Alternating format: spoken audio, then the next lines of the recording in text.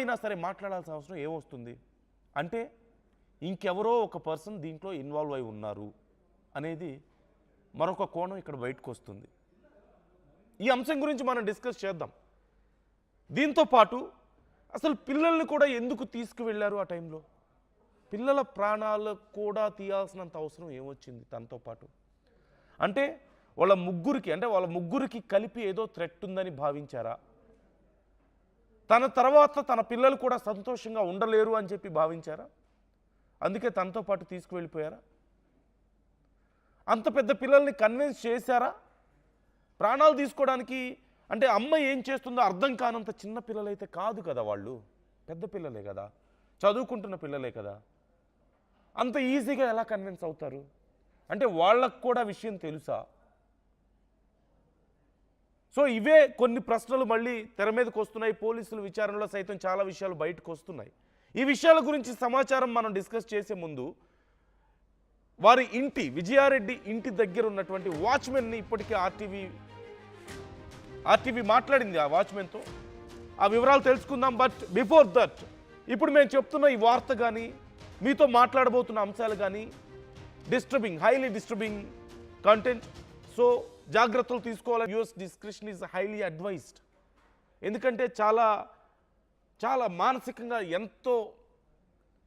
ఎంతో కలిచివేసేటువంటి విషయం ఖచ్చితంగా ఇది.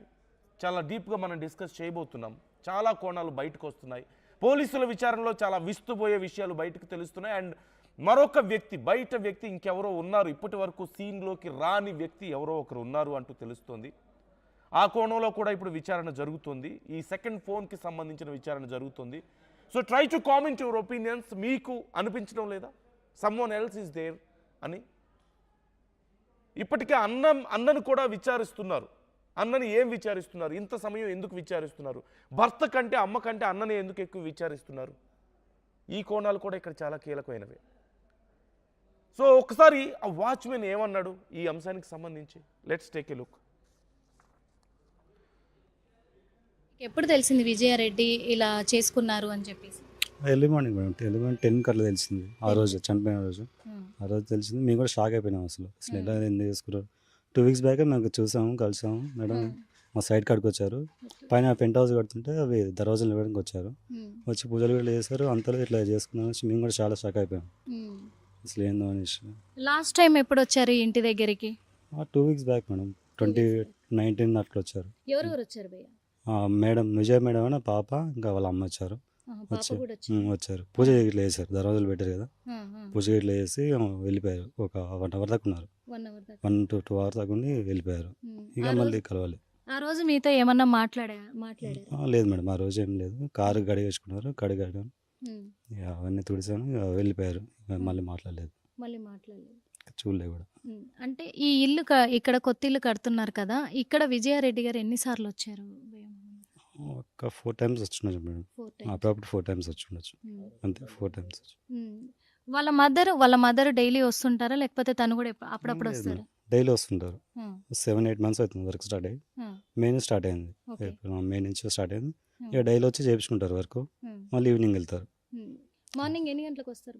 వస్తారు 9 వరకు వస్తారు. వాచ్మెన్ అది మెస్సులో వచ్చే టైంకి వస్తారు. 9కి వచ్చి 5:30-6 వరకు ఉండి వర్క్ చేసుకుని వెళ్ళిపోతారు. తన బిహేవియర్ ఎలా ఉండేది? అంటే వాళ్ళ మదర్ది, విజయారెడ్డి మదర్ది బిహేవియర్ ఎలా ఉండేది? బిహేవియర్ మంచిగా ఉండేది మేడం. అందరితో కలిసి మంచిగా మాట్లాడతారు. మంచిగా ఉండేది. ర్యాష్ కూడా ఏమి ఉండదు. అట్లా అడుగు ఏం మాట్లాడేది, మంచిగా ఉండేది మేడం.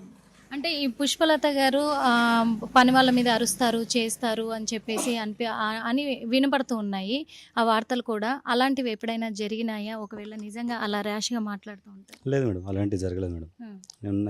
అసలు అలాంటివి జరగలేదు. అట్లా మాట్లాడరు కూడా. ఎందుకంటే పని కావాలంటే పని చేయించుకుంటారు తప్ప మాట్లాడరు అసలు. ఓకే, మరి విజయారెడ్డి గారు ఎప్పుడైనా ఈ ఇల్లు అమ్మకానికి పెడుతున్నాము అని చెప్పేసి కానీ, అమ్ముతాము కట్టిన తర్వాత అని చెప్పి ఎప్పుడైనా అలాంటి మాటలు ఎవరితోటైనా మాట్లాడడం కానీ, మీతో అనడం కానీ, అంటే అది అమ్మడానికి కట్టారా, వీళ్ళు ఉండడానికి కట్టారా? స్టార్టింగ్ నుంచి అమ్మడానికి ఉండే, కానీ సేల్స్ కాలేక తీసుకున్నారు, వేరే డివైడ్ అయిపోయారు. అంతకుముందు కమాండ్ ఉండే, మరి ఏమైనా తెలియదు, డివైడ్ అయ్యారు. కమాండ్ ఎవరెవరికి ఉండే? మన పుష్పలత మేడం గాను, ఇంకా వాళ్ళ రిలేషన్ అల్లుడు అని ఉంటారు, సంజయ్ రెడ్డి. సంజీవ్ రెడ్డి. వాళ్ళ కమెంట్ ఉండే అప్పుడు కొంచెం విడిపోయారు, ఎందుకో తెలియదు. సో ఇప్పుడు ఎవరి వాళ్ళు కట్టించుకుంటారు అంటే మేడం. ఇద్దరు కలిసి కట్టారు అప్పుడు. అప్పుడు స్టార్టింగ్లో మళ్ళీ ఇక సపరేట్ అయిపోయారు, తెలియదు. సపరేట్ అయిపోయారు. అంటే ఇప్పుడు ఈ ఇల్లు వచ్చేసి పుష్పలత రెడ్డిదా లేకపోతే ఇటు విజయారెడ్డిదా? విజయారెడ్డి అండి. విజయారెడ్డిది ఇల్లు. పేరు కూడా ఆమె పేరు మీద ఉంది. ఉమ్, సో మేడం ఇల్లు ఉమ్, ఆమె కట్టించుకుంటుంది సొంతంగా.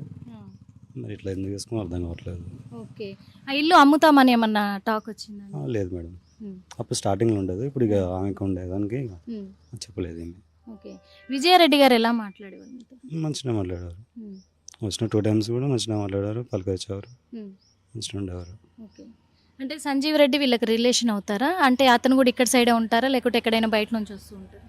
లేదు, సికింద్రాబాద్ సార్ ఉంటాడు ఆయన. ఓకే. సికింద్రాబాద్ సార్ ఉంటాడు, వస్తూ ఉంటాడు అప్పుడప్పుడు అయితే ఉంటాడు ఆ, అంతే మేడం. సికింద్రాబాద్ సైడ్ ఉంటాడు, అప్పుడప్పుడు వచ్చేవాళ్ళు. ఇప్పుడు రావట్లే. లేదు ఇప్పుడు ఈ విజయారెడ్డి అన్న చిరంజీవి ఉన్నారు. ఆ చిరంజీవి ఎప్పుడైనా ఇక్కడికి రావడం జరిగిందా, మీతో మాట్లాడడం కానీ అలాంటి? డైలీ వస్తాడు మేడం. డైలీ వస్తారు. వాళ్ళ మదర్ వస్తుంది కదా, ఇప్పుడు రావట్లేదు. అంతకుముందు డైలీ వచ్చేవారు, మంచిగా మాట్లాడేవారు. ఉమ్, సార్ కూడా మంచిగా మాట్లాడారు, ఫోన్ చేసేవారు, ఉమ్, మంచిగా పని చేసేవారు, డబ్బులు కూడా మంచిగా ఇచ్చేవారు. డబ్బులు కూడా మంచిగా ఇచ్చేవాళ్ళు.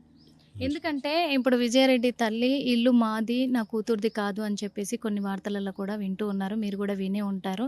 కాకపోతే నా కూతురు పేరు మీద రిజిస్ట్రేషన్ చేయించాము అని చెప్పేసి అంటున్నారు. ఆ ఇల్లు అమ్ముతాము అని చెప్పేసి కూడా చెప్పినట్టుగా తెలుస్తూ ఉంది. అందుకే ఇదంతా కూడా అడుగుతున్నాం. భయ్య, ఎప్పుడైనా మీ దగ్గర టాక్ వచ్చింది? లేదు మేడం, అలాంటి ఏం లేదు, ఉమ్, తాగెత్తి రాలేదు మేడం. ఉమ్, కాకపోతే ఇల్లు ఆమెది అనేసి అన్నారు, ఉమ్, ఇవన్నీ జరిగినా తెలియదు, నాకు కూడా తెలియదు. తెలియదు.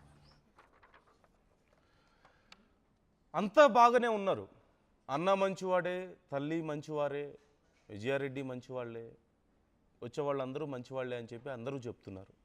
కానీ ఎక్కడో ఒక చోట కొన్ని అభిప్రాయాల ప్రకారం ఆస్తికి సంబంధించిన ఇష్యూస్ ఇంటర్నల్గా ఉన్నాయి అని చెప్పి అంటున్నారు.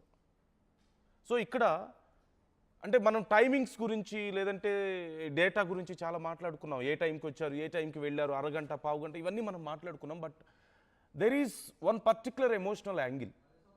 అదేంటి అంటే, సహజంగా ఒకవేళ భర్తతో సమస్య ఉంటే అన్నకి అమ్మకి చెప్పుకుంటారు. లేదు ఇంట్లో ఇటువైపు నుంచి ఏదైనా సమస్య ఉంటే, అన్నతోనో అమ్మతోనో సమస్య ఉంటే భర్తతో చెప్పుకుంటారు. వీళ్ళ ముగ్గురితో సమస్య లేకపోతే ఇంత పెద్ద నిర్ణయం ఎందుకు తీసుకున్నట్లు? ఇంత పెద్ద నిర్ణయం ఎందుకు తీసుకున్నారు చివరికి? ఎందుకంటే చదువుకున్న మహిళ, ఒక ఐటీ ఎంప్లాయీ, టీమ్ లీడర్గా పనిచేస్తున్నారు, పిల్లలు చదువుకుంటున్నారు. వాళ్ళని బాగా చూసుకోవడం కోసమే భర్త దుబాయ్ వెళ్ళి మరీ అక్కడ సంపాదించే ప్రయత్నం చేస్తున్నారు. ఆర్థిక సమస్యలా కాదు, కొత్త ఇల్లు కూడా కడుతున్నారు. మరి ఇంకెందుకు, దేనికోసం ఇదంతా అనే క్వశ్చన్ ఇక్కడ వచ్చినప్పుడు, ఇవేవి కాదు, అసలు బయట నుంచి ఇంకేమైనా ప్రెషర్స్ ఉన్నాయా?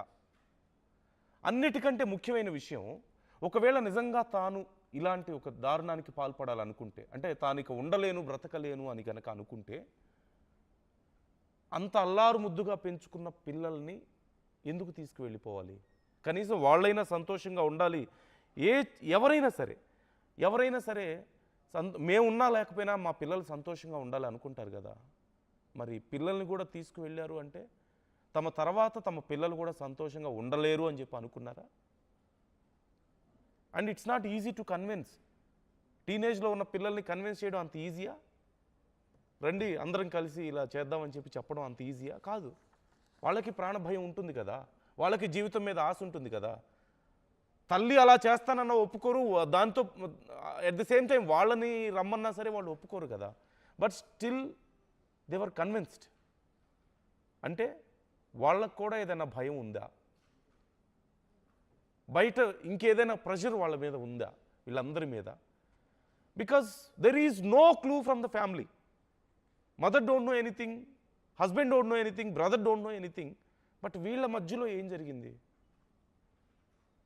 There is no clue from anyone else. కానీ వీళ్ళ మధ్యలో మాత్రం వీళ్ళందరూ కలిసి ఒకేసారి ఇంత దారుణానికి ఒడిగట్టేంత ఒక పెద్ద కారణం ఏదో ఉంది. What is that? Someone else from out side, ఇంకెవరైనా ఉన్నారా బయట నుంచి?